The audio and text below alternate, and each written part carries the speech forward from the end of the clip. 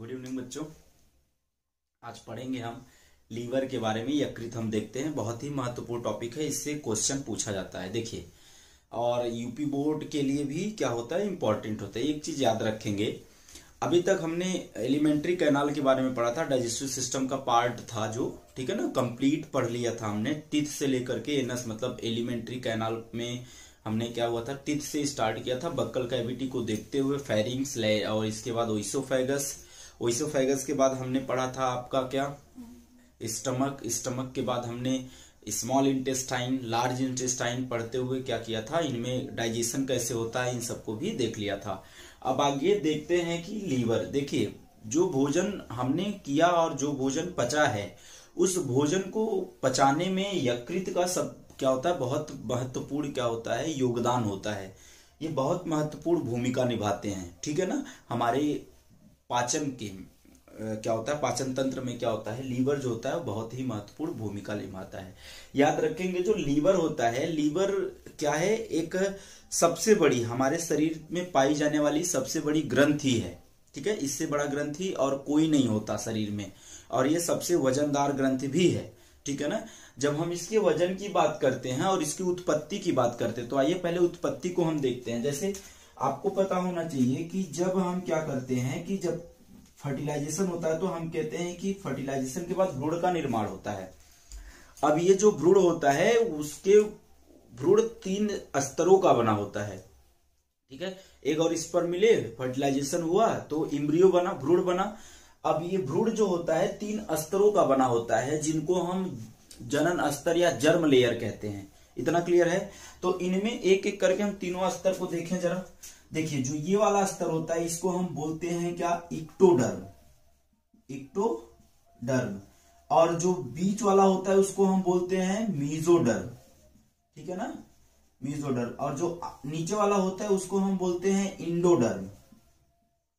तो याद रखेंगे ये करते क्या हैं, याद रखेंगे कि ये जो भ्रूण है, ये भ्रूण का जो तीनों स्तर है, भ्रूण का ये जो तीनों स्तर है, ये तीनों स्तर करते क्या हैं। याद रखेंगे, जो शरीर के आप अंग देख रहे हैं ना, वो चाहे बाह्य हो या आंतरिक हो, उन सभी अंगों का निर्माण इन्हीं 3 जनन स्तरों के द्वारा होता है, इन्हीं 3 जर्म लेयर के द्वारा होता है। इसको हम क्या बोलेंगे, एक्टोडर्म लेयर, इसको बोलेंगे मीजोडर्म, इसको बोलेंगे इंडोडर्म। तो याद रखेंगे, इन्हीं तीनों के द्वारा क्या होता है, शरीर के जो जीव मां के गर्भ में पल रहा है, उसका इसी 3 के द्वारा क्या होता है, अंगों का निर्माण होता है। अब देखिए, इसमें हम लीवर की बात करेंगे, तो लीवर जो होता है वो इंडोडर्म से इसका क्या होता है, निर्माण होता है। तो हम कहेंगे लीवर का निर्माण किससे होता है, इंडोडर्म से। इतनी बातें आपको क्लियर हो गई। आइए आगे फिर देखें। देखिए, इसको पहले मिटाते चले। देखिए, अब जो हमारा क्या होता है, लीवर है, लीवर के बारे में कुछ और बातें हम आपको बता रहे हैं। जो लीवर होता है, अभी बताया कि लीवर क्या है, एक बहुत ही वजनदार, वजन का मतलब, और अंगों में जैसे हमारा ग्लैंड हो गया, जो ग्रंथियां, उसमें सबसे ज्यादा वजन इसी का होता है। और आपको कहीं कहीं ये पौंड में लिखा होगा, कहीं कहीं ये आपको ग्राम में दिखेगा, और कहीं कहीं आपको क्या दिखेगा, किलोग्राम में। तो हम आप किलोग्राम का यूज भी करते हैं, तो हम आपको किलोग्राम में बताएंगे ताकि आपको समझ में आ जाए। वैसे अगर ग्राम में देखेंगे तो 1200 से लेकर के 1600 ग्राम तक होता है। कहीं कहीं आपको 1000 से लेकर के 1600 दिया है। तो इसका एवरेज, फेफड़े जो होते हैं उनको क्या होता है, फूलने और पिचकने में क्या करते हैं, मदद करते हैं, मतलब ब्रीथिंग के लिए, सांस लेने के लिए, ठीक है ना। तो समझ में आ गया, ये क्या है, उदर गुहा, एब्डोमेन कैविटी जो होता है, एब्डोमेन कैविटी के दाईं ओर, जो हमारा क्या दाहिना ओर है, डायफ्राम के नीचे पाया जाता है। याद रखेंगे, हमारा जो लीवर होता है उसमें 2 लोब होते हैं। कितने लोब, 2 खंड या पिंडक उसको हम कह सकते हैं। तो देखिए, जो राइट वाला लोब है, ये वाला, ये राइट है ना, तो राइट वाला लोब हमेशा याद रखेंगे कि बड़ा होता है, ठीक है। और जो क्या होता है, लेफ्ट वाला लोब होता है, वो राइट वाले से क्या होता है, छोटा होता है। इतनी बातें क्लियर हो गई। अब देखिए, अब कहेंगे सर जो 2 लोब तो हो गया, अब इन दोनों लोब को कैसे हम डिवाइड कर रहे हैं। तो याद रखेंगे, इन दोनों लोब को बीच से डिवाइड करने वाला या बांटने वाला एक विशेष प्रकार का लिगामेंट होता है, जिसको हम बोलते हैं, क्या बोलेंगे, फैल्सीपेरम, ठीक है ना, फैल्सीपेरम लिगामेंट कहेंगे, याद रहेगा, ठीक है ना। और देखिए एक चीज और आपको हम बता दें कि जो भ्रूण होता है, अभी आपको बताया भ्रूण की बात, तो भ्रूण जब होता है तो उस जैसे हम लोगों में क्या हो रहा है, जो रक्त का निर्माण हो रहा है वो किसके द्वारा होता है, बोन मैरो के द्वारा ना। लेकिन जो भ्रूण होते हैं, भ्रूण में क्या होता है, आरबीसी का जो निर्माण होता है वो लीवर के द्वारा होता है। इस बात को याद रखिएगा, ठीक है ना। कहीं कहीं आप हाई स्कूल के बुक में देखेंगे तो वहां पे जब किडनी पढ़ते थे हम, तो किडनी में भी दिया है कि जो भ्रूण होता है, भ्रूण में आरबीसी का निर्माण किडनी के द्वारा होता है। गलत है, किडनी के द्वारा नहीं होता, किसके द्वारा होता है, लीवर के द्वारा होता है, ठीक है ना। आगे इतना बात हो गया। देखिए हम इसमें आपको एक्सटर्नल और इंटरनल मतलब हिस्टोलॉजी इसका और इसके एक कोशिका के जो आंतरिक भाग होता है उसको भी अभी पढ़ेंगे, तो इसमें आपको कोई दिक्कत नहीं होना चाहिए। अब देखिए इसमें क्या होता है, राइट लोब हो गया, आपको हिपैटिक वेन्स कैसे आप बनाएंगे याद रखेंगे। जब हम लीवर बनाते हैं तो लीवर के साथ क्या होता है, गॉल ब्लैडर भी रहता है और पैनक्रियाज भी रहता है, तो मतलब हम इनको भी क्या करते हैं, उसी के साथ बनाते हैं ताकि समझ में आ जाए। देखिए इनमें कुछ डक्ट होते हैं, प्रीवियस वाले वीडियो में भी मतलब जो और वीडियो है, जैसे आपको हमने पढ़ाया था छोटी आंत, तो छोटी आंत में जब पाचन पढ़ा रहे थे तो इसके बारे में भी सारी चीजें आपको बताइए। देखिए इसमें जो गॉल ब्लैडर होता है और लीवर होता है, देखिए लीवर अभी जब हम फंक्शन बताएंगे तो आपको बताएंगे कि लीवर की जो हिपैटिक कोशिका, लीवर कोशिका को हम हिपैटिक कोशिका कहते हैं, ठीक है ना। तो हिपैटिक कोशिकाएं जो होती हैं वो क्या करती हैं, बाइल जूस का श्रावण बनाती हैं, ठीक है ना, क्या करती है, निर्माण करती हैं, निर्माण करने के बाद श्रावण भी करती हैं। तो गॉल ब्लैडर जो जूस क्या है, बाइल जूस, जिसको हम क्या बोलते हैं, गॉल ब्लैडर में आकर के इकट्ठा होता है, पित्ताशय में आकर के पित्तरस इकट्ठा होता है, बनता कहाँ है, लीवर की कोशिकाओं से, ठीक है, क्लियर है। तो लीवर की कोशिकाओं में आने से पहले जब लीवर की कोशिका ये बनाई, तो लीवर की कोशिका से बनने के बाद ये कहाँ जाएगा, गॉल ब्लैडर में। फिर गॉल ब्लैडर से दो क्या होती हैं, वाहिनियां निकली होती हैं, तो ये एक को हम बोलते हैं गॉल ब्लैडर की वाहिनियां, या उसको हम क्या बोलेंगे, गॉल ब्लैडर डक्ट कहेंगे, और एक जो क्या कहां से निकलेंगी, इन दोनों से, मतलब जो दोनों लोब है इन दोनों लोब से निकलेंगी, ठीक है ना। तो उनको हम क्या बोलेंगे, सिस्ट डक्ट कहेंगे या हिपैटिक डक्ट, उसी को सिस्ट डक्ट भी कहा जाता है, याद रखेंगे। इसके बाद जब दोनों जहां पर आपस में आकर के कौन, गॉल ब्लैडर और पित्तवाहिनी नहीं, गॉल ब्लैडर और जो लीवर है, इसकी जो दोनों वाहिनियां आकर के मिलेंगे या डक्ट मिलेंगे, तो उसको हम कॉमन बाइल डक्ट कहेंगे। अब इधर से कॉमन बाइल डक्ट आया, इधर से पैनक्रियाटिक डक्ट जाएगा, ये देखो पैनक्रियाटिक डक्ट है ना। अब ई पैनक्रियाटिक डक्ट और ये सब मिल करके क्या करते हैं, रस स्रावित करते हैं, तो उसको हम बोलते हैं हिपैटो पैनक्रियाटिक डक्ट। तो बाइल जूस जो होता है वो कहां से स्रावित होता है, हिपैटो पैनक्रियाटिक डक्ट से कहां चला जाएगा, ये देखिए छोटा सा बनाए हैं सी के साइज का, क्या है ये, ड्यूडेनम है, ठीक है ना, छोटी आंत का पहला भाग ग्रहणी, ठीक है, इसी में आएगा, तो यहां से फिर बड़ी आंत में चला जाता है। इतना क्लियर हुआ। आइए हम थोड़ा सा इसके यकृत पिंडक या जिसको हम कहते हैं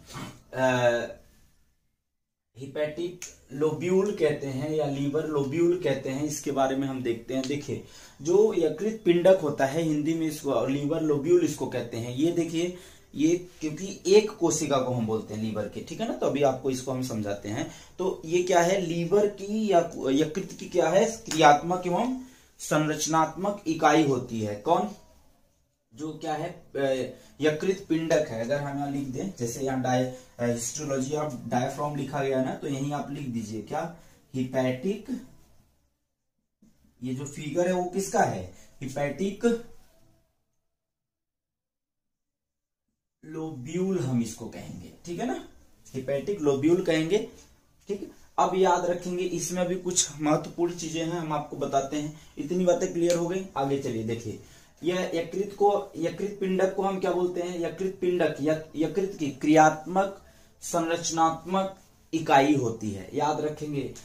एक चीज याद रखिएगा इसमें कि क्रियात्मक और संरचनात्मक मतलब क्या है, जो क्या है, हिपैटिक लोब्यूल हिपैटिक जो लोब्यूल है, hepatic lobule is a structural and functional unit of the liver. Clear है। आगे देखिए, इनमें क्या होता है, लीवर सेल्स चैन के रूप में क्या होती हैं, विन्यासित रहती हैं। ये देखो हिपैटिक सेल है ना, ये या देखो यहां लिखा गया है, ये क्या है, हिपैटिक सेल है। तो हिपैटिक सेल क्या है, ये चैन के फॉर्म में आपको दिख रहा है। इस चैन दोनों जो दो लेयर पाई जा रही, तो इन दोनों लेयर के बीच में थोड़ी सी जगह होती है, अभी बताते हैं उसको क्या कहते हैं। इतनी बातें क्लियर हो गई। हिपैटिक जो क्या है, सभी हिपैटिक लोब्यूल को घेरे हुए, इतनी बात समझना, इनमें क्या होता है, लीवर सेल चैन के रूप में विन्यासित होते हैं, बता दिया। दूसरा, सभी हिपैटिक लोब्यूल को घेरे हुए ग्लीसन क्या होता है, कैप्सूल पाई जाती है। ग्लीसन कैप्सूल कहाँ है, देखिए ये जो इस तरह से बनी हुई है ना, ऐसे पतली यूनिफॉर्मली क्या है, पतली है, इन्हीं को हम क्या बोलते हैं, ग्लीसन कैप्सूल कहते हैं। ये तंतुमय क्या होता है, ये एक फिलामेंटस कनेक्टिव टिश्यू होता है, ठीक है ना, जिसको हम तंतुमय संयोजी ऊतक कहते हैं, उसी का क्या होता है, ये बना होता है। कौन, ग्लीसन कैप्सूल। किसको घेरे हुए रहती है, हिपैटिक लोब्यूल को, ठीक है ना। जो पिंडक होता है, यकृत जो पिंडक है, उसको घेरे हुए क्या होती है, एक लोब्यूल होती है, या एक क्या होता है, कैप्सूल पाई जाती है, जिसे हम ग्लीसन कैप्सूल कहते हैं। और ये ग्लीसन कैप्सूल किसका बना होता है, तंतुमय संयोजी ऊतक का बना होता है। क्लियर।